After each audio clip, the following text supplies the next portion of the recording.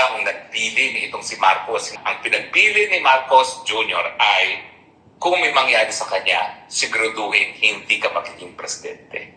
So maski siya ay kunin na ng Panginoon. Okay, so hi everyone! Kamusta kayong lahat? Mega love shoutout mga ka-DDS ko dyan. And eto na nga po guys, no? Gaano nga ba katotoo na etong si PBBM ay naghabilin na raw ito? Naghabilin na raw. At saka, yun nga po no, ang kanyang habilin ay titiyakin daw na hindi si VP Sara ang uupo sa Malacanang kung sakaling siya ay pumanaw na. Naku po, totoo kaya ang usap-usapan ngayon na itong si PBBM ay nasa St. Luke's pa lang naka-admit dahil inoperahan ito? Yung bituka kasi daw guys ni BBM ay punit-punit na, wala na daw pag-asa ito, no?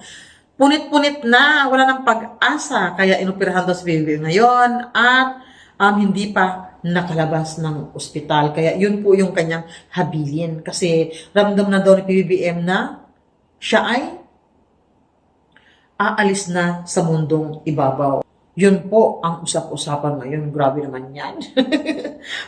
Masyado naman kayo excited. Yung nga po sabi ni BBM, huwag mo na kayong ma-excite. I'm okay. Healthy ako. Yun po ang kanyang sabi. Hindi naman po threatening itong sakit ko. Diba? So, maging si, sino ba ito? Si Attorney Rowena Guanzon, hinamon po niya itong Malacanang na ilabas nyo si PBBM. Dahil alam na alam po mismo ni Rowena Guanzon kung ano talaga ang totoong kalagayan ni PBBM ngayon.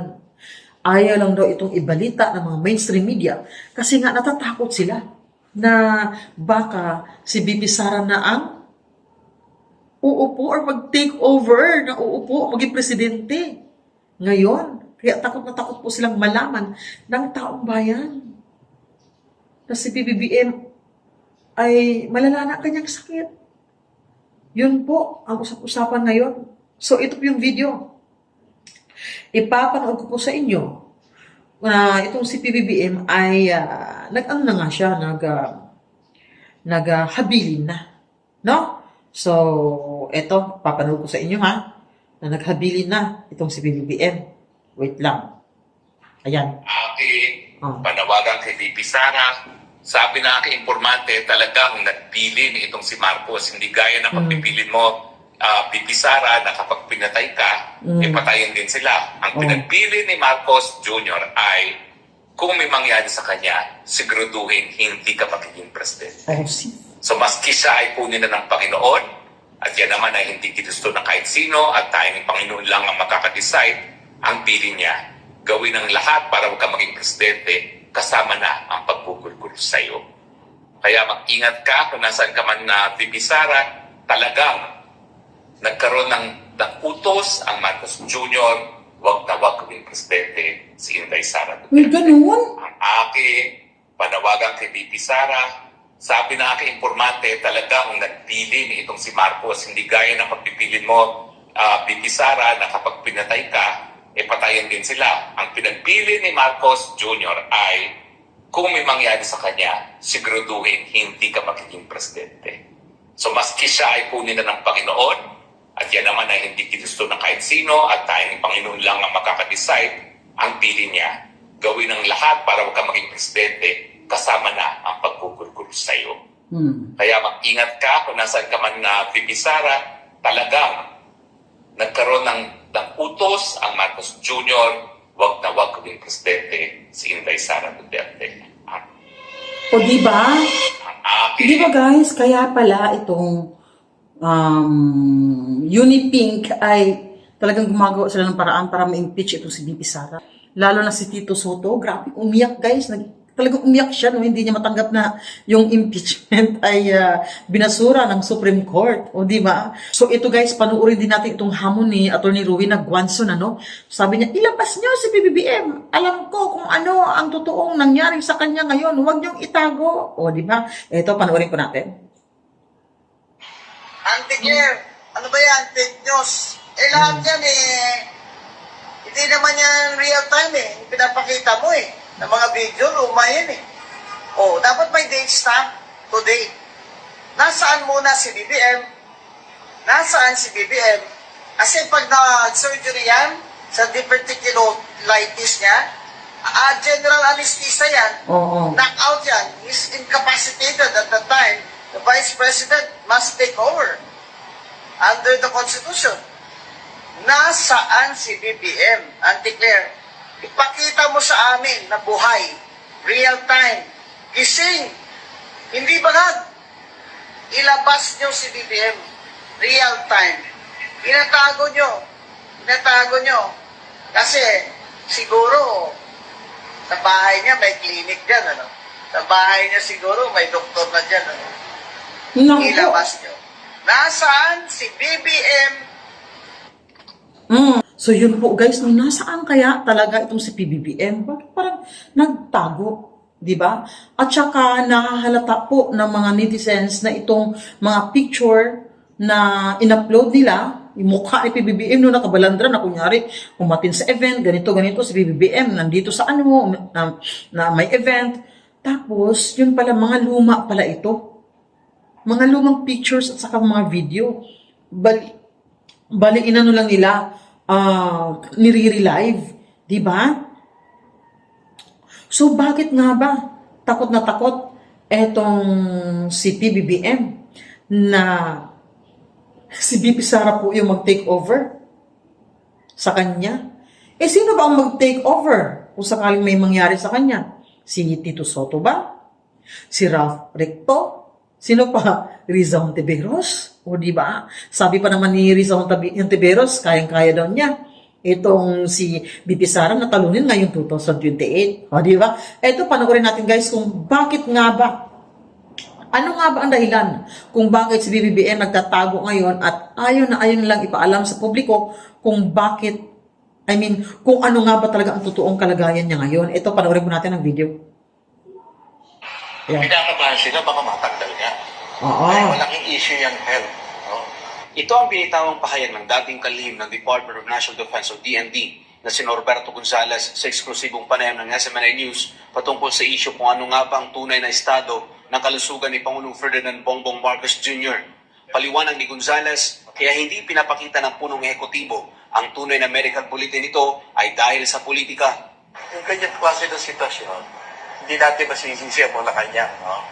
Na medyo paglihim ng konti tungkol sa sitwasyon ng presidente.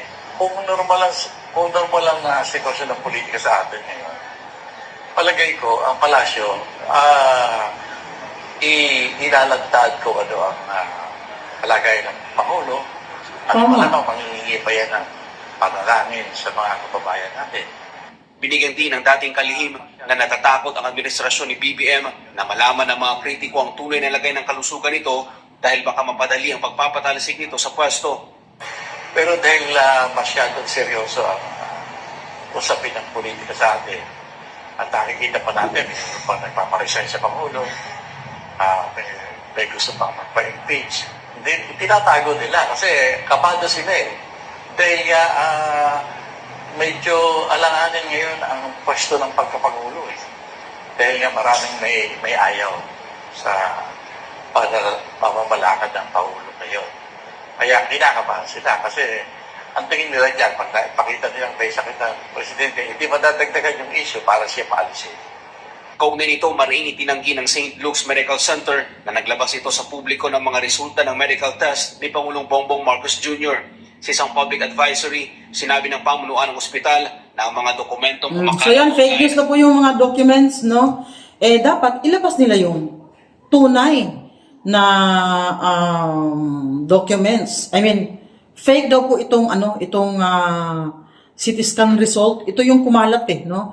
Eh, dapat ilabas na lang yung original, di ba? Para malaman naman po. Malaman po ng taong bayan, may karapatan naman siguro tayo para malaman yung totoong kalagayan ni BBM. Ba't kailangan pa lang itago? Di ba, guys? Yun nga.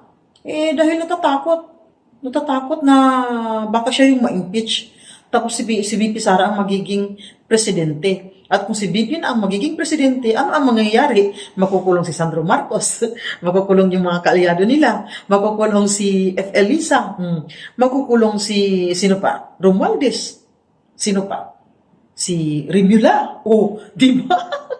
Di ba guys? Yun po ang usap-usapan ngayon, ano? Na yun daw po ang ikinatatakot ni PBBM na si VP Sara ang magiging presidente.